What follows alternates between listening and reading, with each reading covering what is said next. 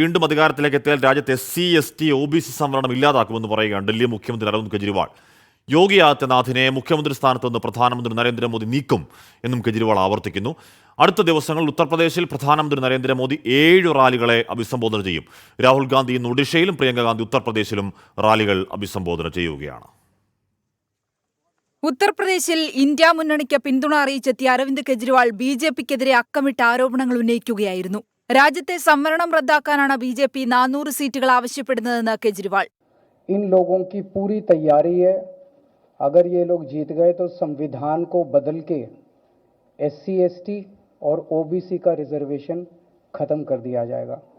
और नंबर 4, जो आंकड़े अब देश भर से आ रहे हैं वो ये दिखा रहे हैं कि 4 जून को इंडिया गठबंधन की सरकार बनने जा रही है.